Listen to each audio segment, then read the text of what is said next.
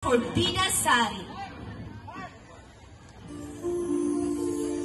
Binasari, isang kwento ng pasakit, pagkawala, pagtubos, pagmamataas, at pag-ibig. Sa panahon ng mga sultan, may isang lugar na matatagpuan malapit sa Mindanao. Ito ay tinatawag na Kimbayan. Sa lugar na iyon, may namumunong sultan. Mayroon siyang kabiyak na nagdadalang tao. Nang nalaman ito ng sultan, ay labis nitong ikinatuwa.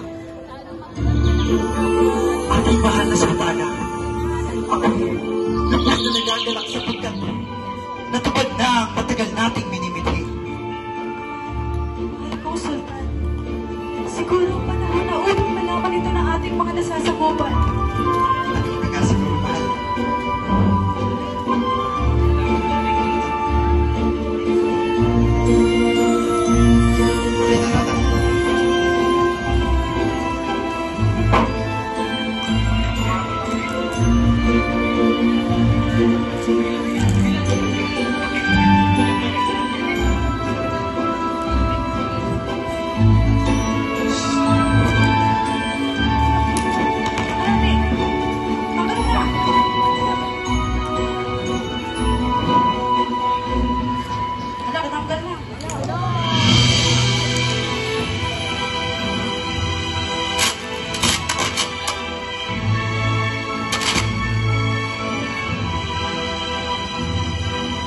Pinalawag ng hari ang isa sa mga bansaw upang alalayan ng sultan.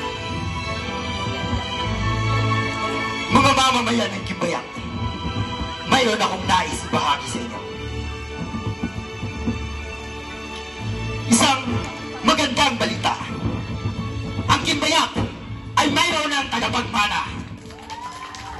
Sapagkat ilang buwan na rin nagdadalang tao ang ating mahal na sultana. Ang lahat ng mamamayan ay masaya na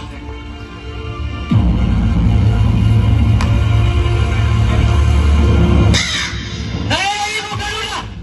Magsitawa kayo! Bakit siya? Magsada!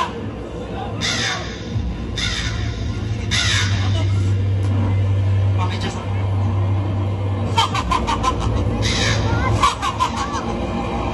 kay sarap naman tignan. Ako'y inyong kinakatakutan.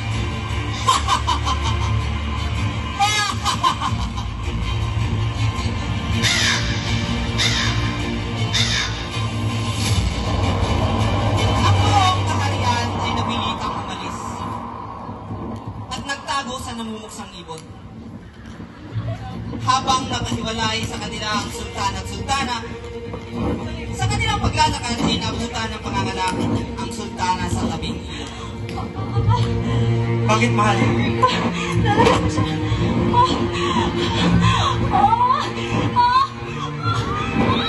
Ere! Ere mahal! Ere! Konting tis na lang! Lalabas na ang ating supling!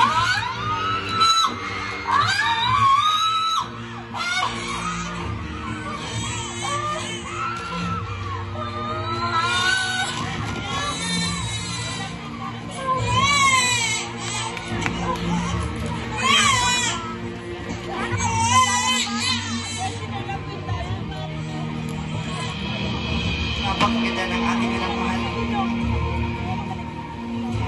Ay sarap magmasdan. Ngunit, kailangan natin siyang iwan dito. Kung siya'y mailigtas at hindi siya makuha ng karuna. Ano ang nais mong gawin natin, mahal? Ano ang gusto mong ipahiwanin? Kailangan nga natin siyang iwan dito. Sapagkat, ito lamang ang naisip kong paraan kung tayo'y mailigtas. Kahit walang kasiguraduhan. Pero ako, sultan, kakaluan man siya ng sampol na ito.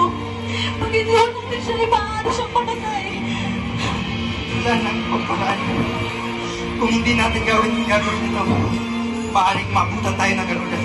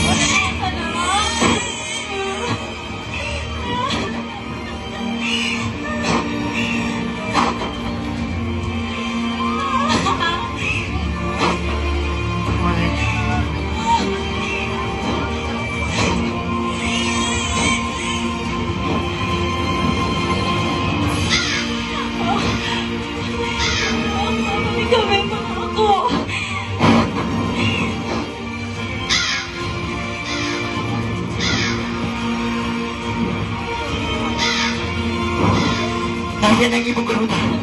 Bilisan mo na, mahal.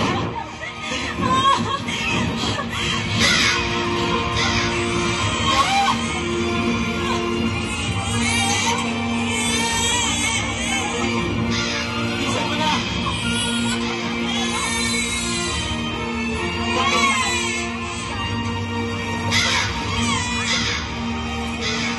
Bagamat halos matulog na ang puso ng sultana, napilitan pa rin silang iwan ang sanggol sa bangkang nasa tabing ilog. Dahil sa takot nila sa garuda. Nang araw na iyon, ay namamasyal sa tabing ilog ang pinakamayamang mga ngalakal sa buong bayan ng Indrapura kasama ang kanyang asawa.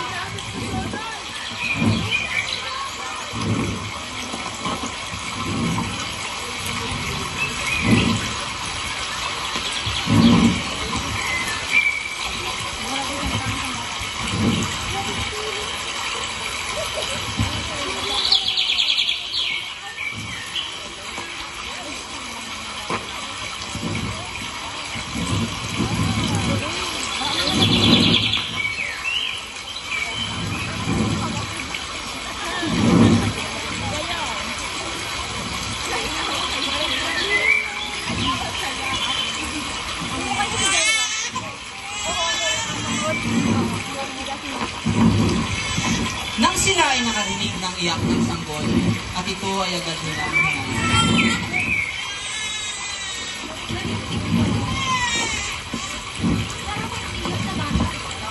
Oo nga. May umiiyak sa sanggol.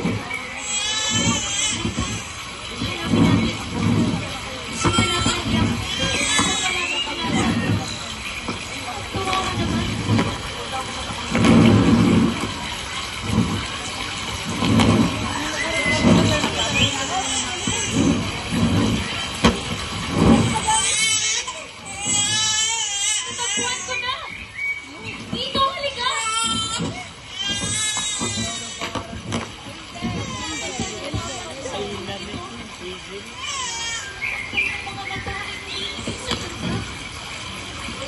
Sino kaya ang mga magulang?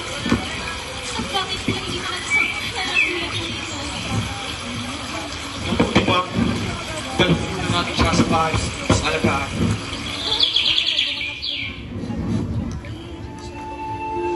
Dinala nila agad ang sanggol sa kanilang bahay at binigyan siya ng tagapag-alaga at higaang may kalupkop na tunay na ginto. Mga katulong! Nais kong alagaan niyo ang sanggol na ito. At simula ngayon, siya na ang magiging anak namin. Ngunit, bakit natin alam ang pangalan nitong sanggol? Bakit hindi na lang tayo magbigay ng pangalan niya?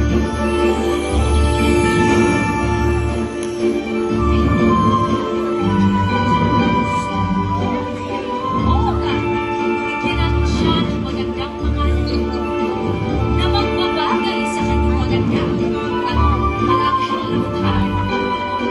Mayroon ka bang naiisip na pangalan?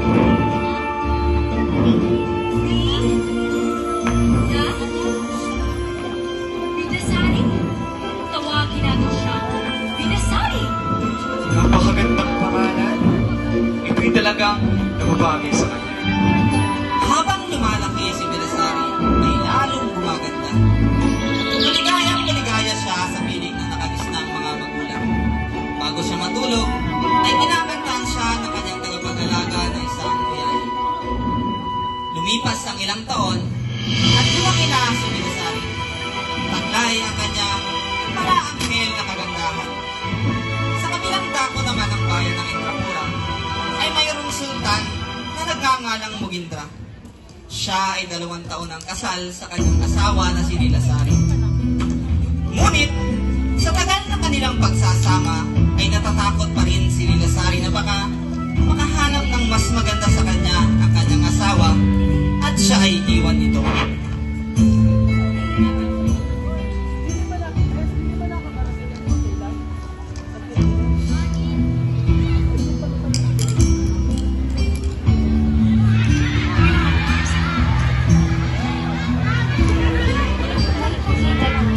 Lalo magmahal kesa sa akin.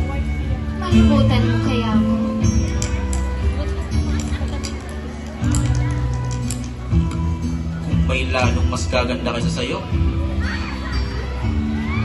Ngunit, ikaw ang pinakamaganda sa lahat.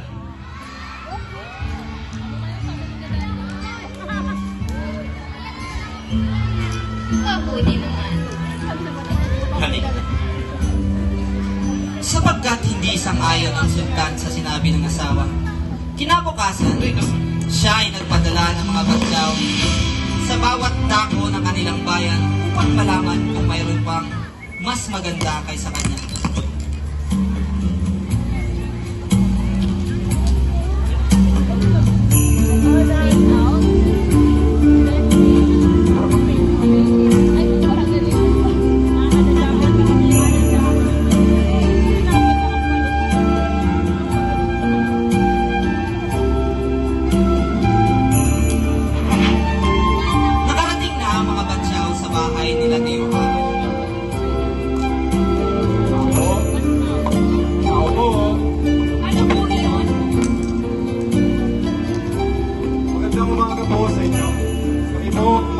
Mula sa palasyo. Maaari po ba namin makita o makilala ang mga kababaihang parte ng inyong pamilya? Sapagkat kami ay inatasan ng sultana na maghanap ng magandang ilaga upang gawin naman. Sa malamang, aking ipagmamalaki ang aking magagandang anak na si Binasari. Binasari, maaari ka bang lumabas dito at ipakita ang inyong mga Diyos ang ganda? Aking mahal na ina, nandyan na po. Lalabas na sa pinakamalaking pintuan ng malakalasyong nating bahay. Tunay ang nakakabigali ang kanyang ganda. Wala anghel ang mukha na mayroon siya. Paniguradong may iinggit ang sultana sa kanyang kagandahan. Aking ipinapakilala sa inyo ang aking napakagandang anak na si Binasari. Magandang binibigyan. Maaari ka ba namin imbitahan at dalhin sa palasyo? Bago ko sumama sa inyo, nais ko munang malaman kung ano ang dahilan ng inyong pag-imbita sa akin. Ikaw ay aming iniimbitahan sa kadahilanang kami ay napag-atasan ng mahal na sultana na maghanap ng magandang dalaga upang gawin niyang dama. Kung sa ganun rin lang, ako ay sasama sa inyo ng walang pag-alinlangan.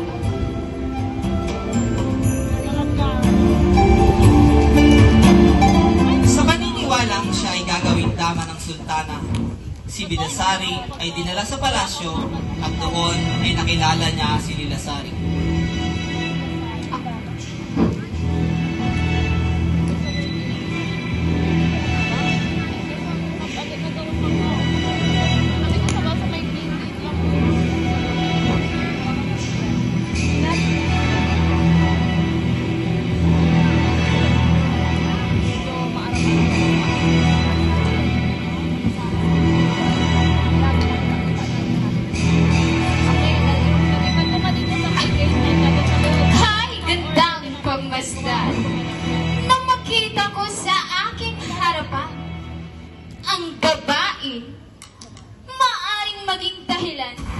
Sa pagkasira ng relasyon na meron kami ng aking sultan.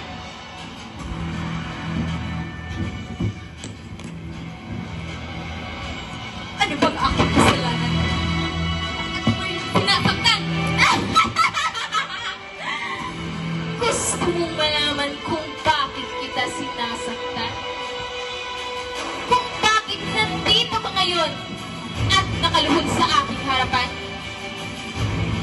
Kung bakit gustong-gusto kitang parusahan? Uy, hindi ko nga rin maintindihan kung bakit kita kinatatakutan.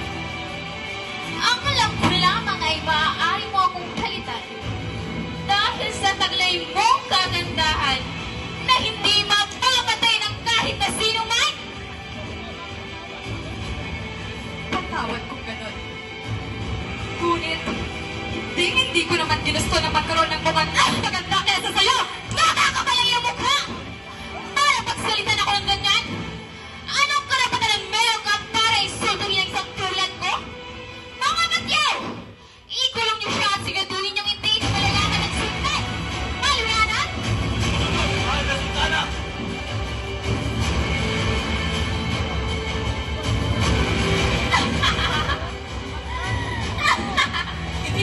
ni Nilasari si Bilasari. At sa tuwing umaalis ang sultan, ay pinapasok niya ito upang saktan at pagsabihan ng masasakit na salita. Dumating ang araw, hindi na nakatiis si Bilasari kaya kinausap niya si Nilasari.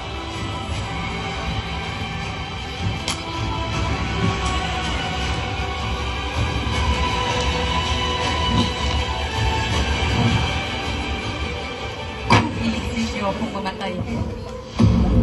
Kunin niyo ang islang ito sa hardin ng aking ama. Inuutusan mo ba ako? Hindi. Ngunit kung nais niyo na akong mawala, ay susundin niyo lahat ng sasabihin ko. At bakit naman ako maniniwala sa isang tulad mo? Kung sa tingin mo na ako ay yung malilin lang, pwes! Nagkakamali ka sapagkat ako ay hindi ototo! Kung sa tingin mo ay niloloko kita, sana mapag-isipan mo rin na mas gustuhin ko pang mamatay kaysa pa ulit-ulit mo ako saktan. Kaya sana paniwalaan niyo lahat ng sasabihin ko. Kung ibigin niyo akong mawala, kunin niyo ang isdang ito sa hardin ng aking ama. Kapag araw, ito ay isuot mo. At sa gabi naman, ay ibalik mo sa tubig. Sa gayon, hindi malalaon. At ako ay mamamatay. Gagawin ko ang lahat ng iyong sinabi. Ngunit, kapag nalaman ko na ako'y niloloko mo lamang, asahan mo na hindi lang ikaw ang magbubagsak, ngunit pati na rin ang iyong pamilya! Sigurado naman ako. Hindi naman dadamay pa ang pamilya ko rito.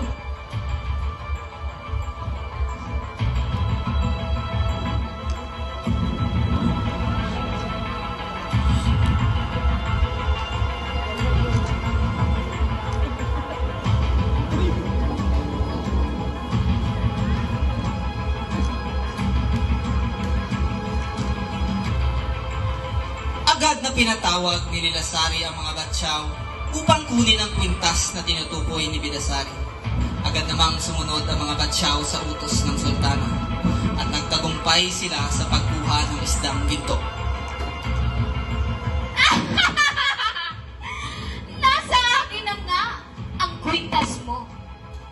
Subukan ko nga. Baka niloloko mo lang ako. Nangyari lang ang pinakahihintay ko. Ako na ang pinakamagandang babae na nabubuhay sa balat ng lupa. Tunay nga ikaw na po ang pinakamaganda. Ngayong wala na si Bidasari. Wala nang makakaagaw pa sa aking mahal na Sultan Mukindra. Ibinalik ng sultana si Bilasari sa kanilang pamilya. At sa araw, si Bilasari ay nakaburol. At sa gabi naman, siya ay nabubuhay. Sa sobrang takot ni Diyuhara, na baka patayin ng sultana si Bilasari, itinago niya si Bilasari sa ipinatayong palasyo na nakatago sa kagubatan malayo sa Indrapura. Tiyak na wala na sa buhay namin si Bidasari. Wala nang makakaagaw pa sa aking mahal na Sultan Mukindra. Tama po kayo, mahal na sultana. Nakita ko pong wala ng buhay si Bilasari. Ngayon nga ay pinabantayan ng kanikinala sa Diyuhara.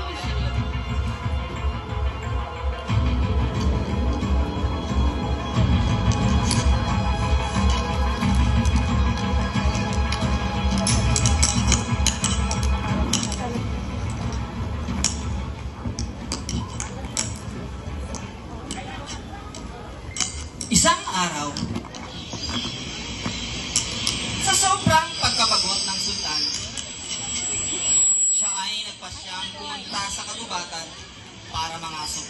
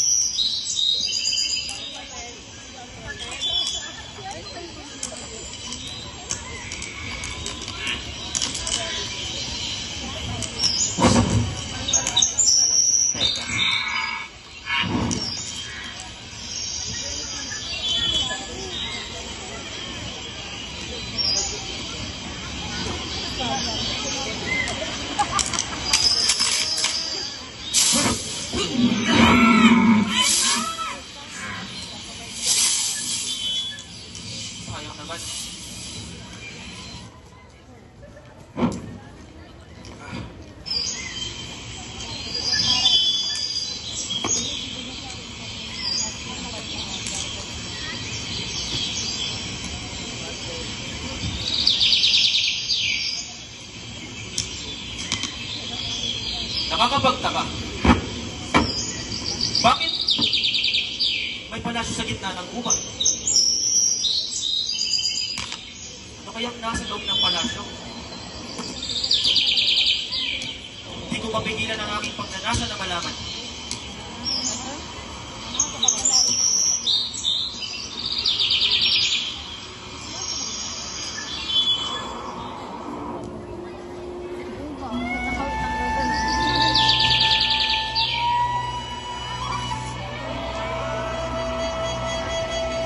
Ang dami namang silid.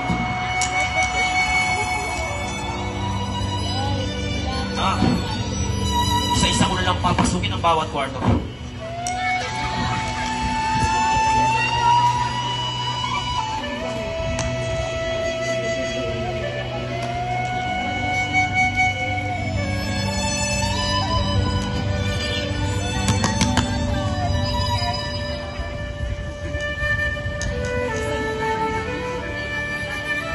Sa wakas, may tao.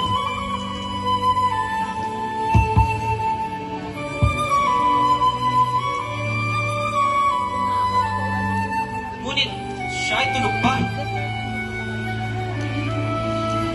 Tama.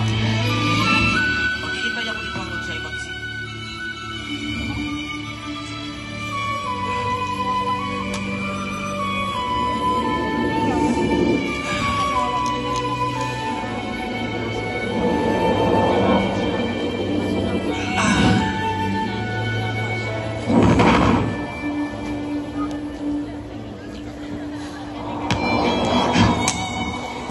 Sino ka ba? Pinipili! At bakit ka nandito? Paano ka nakakaroon dito? Magandang binibini. Wala akong masamang balak. Ako ang sultan ng Itripura. Hindi na nagtataka kung bakit palasyo sa gitna ng gubat. Kung ito ko'y pumasok ng walang pahintulot. Pumanitid po, Mati Sultan. Sapagkat ako ay antok pa. Ako nga po pala si Bida Sari, anak ng mga nangangalang Tiyohara. Kung kayo ang sultan ng Indrapura, ibig sabihin, asawa mo si Lila Sari? Oo, siya nga ang aking asawa.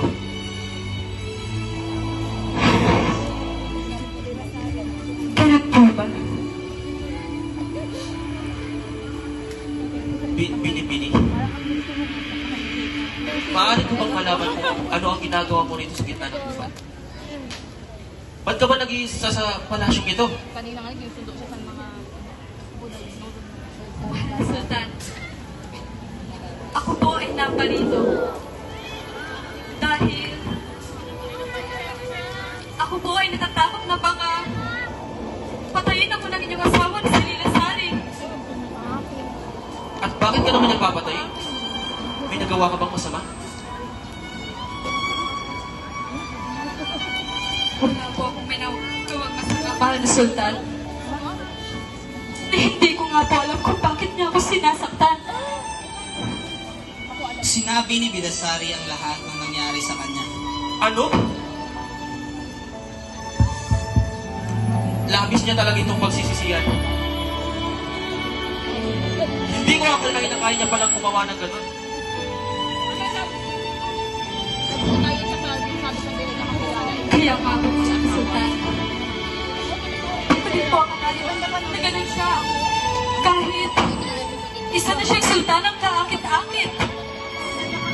Dapat ang maganda maganda pa rin sa Bidasari. Humihingi ako ng tawad para sa sultana. Ano kayo nag-aurong pagkasuruan? Ano ba ang maaari kong gawin upang mabayaran ang kanyang mga kasalanang nagawa? Wala naman po akong may nagawang masama, mahal na Sultan. Sabi lang po sigurong kinain siya ng kanyang pagkaingit. Napakabait at manuway mo naman. Matapos lahat ng ginawa niya sa'yo, napatawad mo na agad siya. Mabuti na po ang ganun, mahal na Sultan. Mas nakakagaan lang ng loob kaysa magtanim lang ng galit. Masakit lang sa dibdib. Walang naibubungang mabuti. Laging masama. Napakaganda ng iyong kalooban. Hindi na ako magtataka kung bakit naiingit sa'yo si Nilasari. Maraming salamat sa inyong papuri, mahal na Sultan.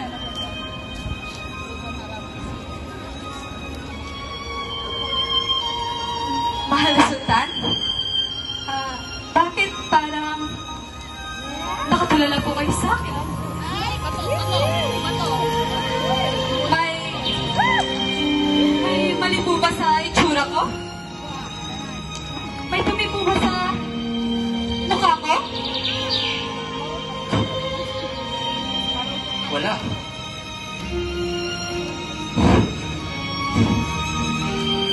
Sobrang ganda mo, Nilasari. Sobrang perfecto ng iyong mukha.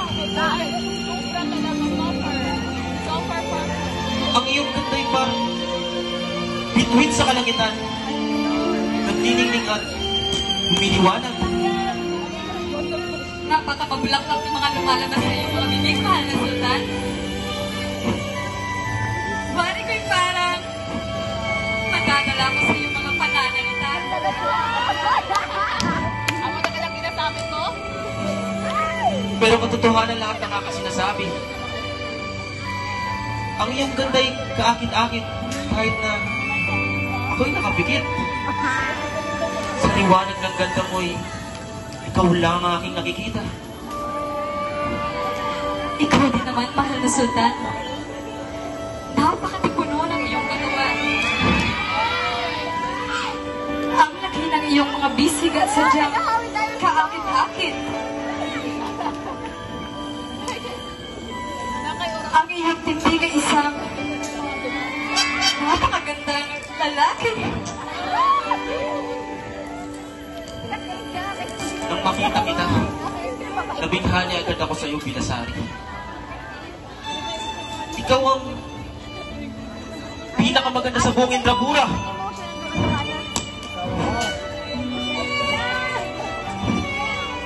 Wari ko'y parang hulog na rin ako sa iyo, mahal na Sultan. Ganang oras.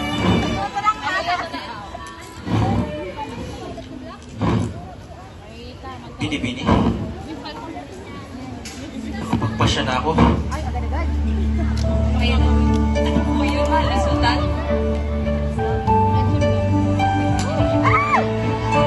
Maaari ba tayong magpakasal? At tayo'y magsama na habang buhay?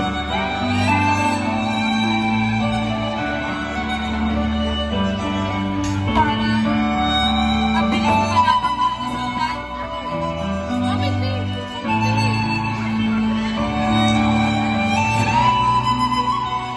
Pero, sige, payag na po ako. Salamat. Salamat sa pagkakasal.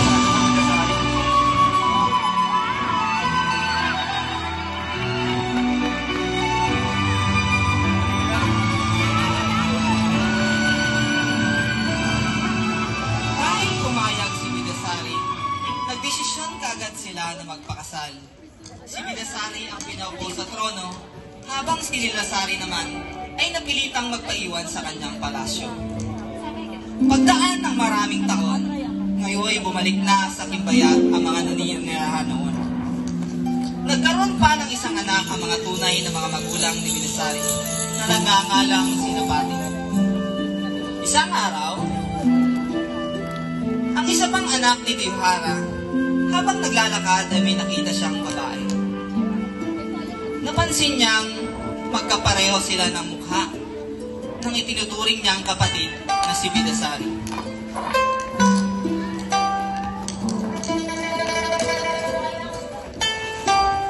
Na, sino kaya yan? Parang ang kapatid kong si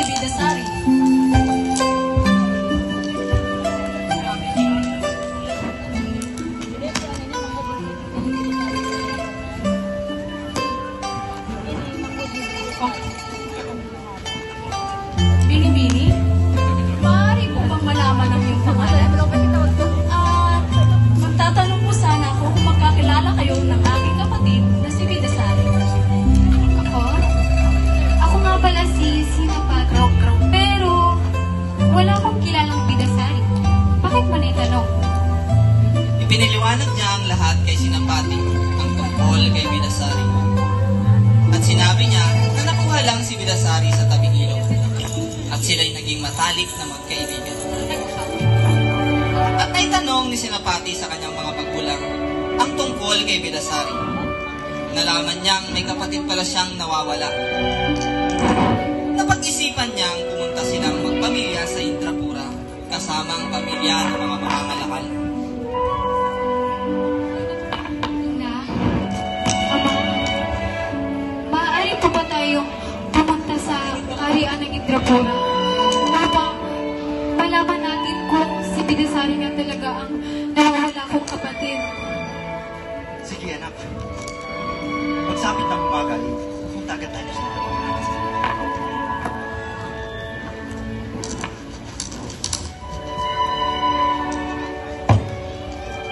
Kinabukasan ay naglakbay agad ang pamilya ni Senapati papuntang Indrapura kasama ang pamilya ng mga ngalakal. At agad na sinalubong ang mga batyaw na nagbabantay sa kaharian. Nandito na tayo.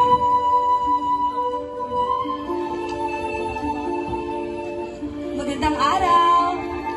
Magandang araw! Maaari mo ba nang ipakita ang Sultanang Bidasari?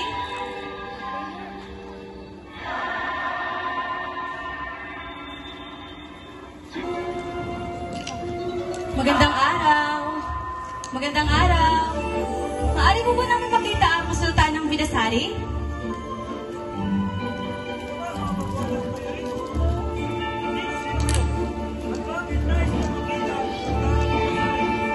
Ako ang Sultan ng Kibayati. Kaharian, malapit sa Mindanao. Sila naman ang aking pamilya. Nais sana naming makausap ang iyong Sultan ng Bidasari.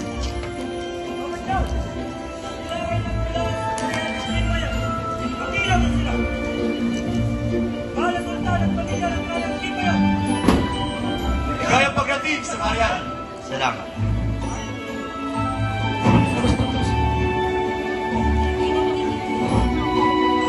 Mahal na Sultan ng Bidasari, may gusto raw pong kumausap sa inyo. Sino? Ang pamilya ng kaharian ng Kibayati.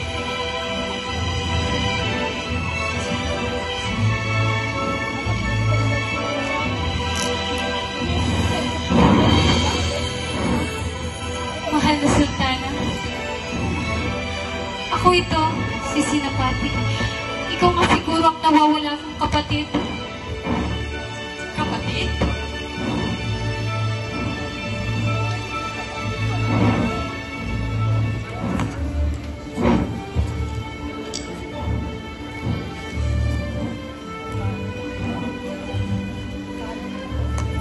Oo, siya ang iyong kapatid. Nais ko sanang ipagtapat sa iyo ng ikay. Na ikay nakuha lang namin ng iyong ama, ng ikay sanggol pa lamang. Naaawa kami sa iyo. Sapagkat iniwan ka ng totoong magulang. Sa kadahilanan, ayaw ka nilang mapahamak sa iyong ganda. Kaya napag-isipan namin, ikay ang kukubin at umaga. Bidasari, anak.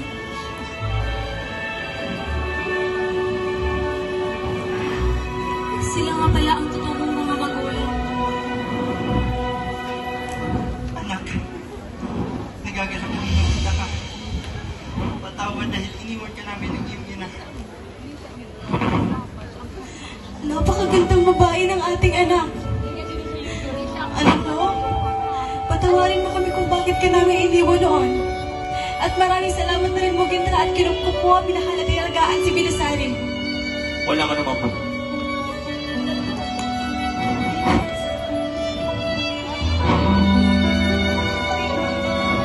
Sa tagal ng panahon, ngayon ko lamang nalaman na kinupkuplang mo na ako. Pero, naiintindihan ko po ang inyong ginawa. Sapagkat ang inyong iniisip ay ang aking kaligtasan at ang aking kapakanan. Pero kahit ganun po, hindi ako magtatanim ng sama ng loob sa inyo. Para naman sa inyo, aking ama at inang Biyuhara. Maraming salamat po sa pagkukup ninyo sa akin. Hindi ko po ito pagsisisihan. Maraming salamat po. At sa araw na iyon, ay pinakilala si Pinasari bilang isang tunay na prinsesa ng Gimbayan.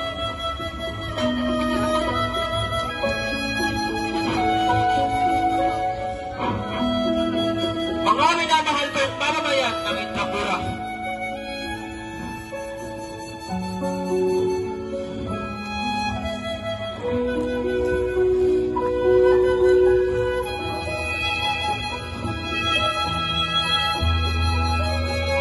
Ako ay may mahalagang anunsyong ihahatid. Ang aking nabiyak na si Pinasari ay isang tunay na prinsesa.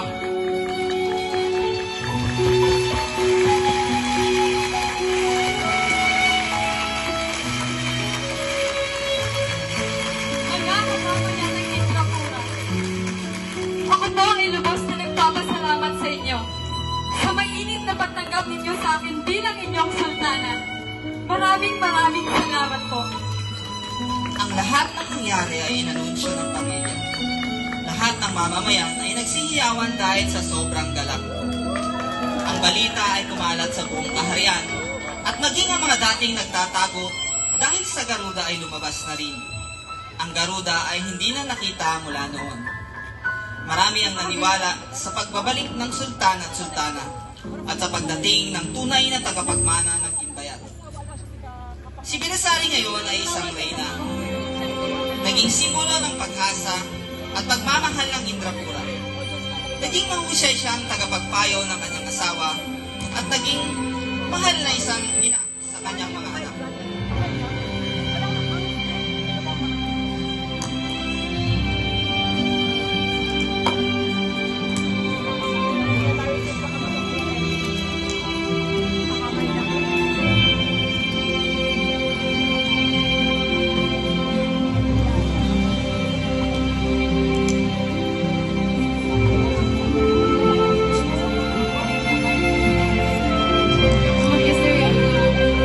Si Pinasari, nakilala sa kanyang kabaitan at pagpapatawad, ay tinanggap ang paghingi ng tawad ni Lasari. Pinatawad niya ang kanyang mga dating karibal at hinimok siyang magbago. Tinulungan niya si Lasari na makahanap ng bagong layunin sa buhay at naglingkod siya sa mga nangangailangan. Sa paglipas ng panahon, naging simbolo ng pagkakaisa at pagmamahal ang kaharian ng Indrapura. Ang mga dating kaaway ay naging magkaibigan at ang kaharian ay umunlad sa ilalim ng pamumuno ng Sultan Mugindra at Reyna Bidasari.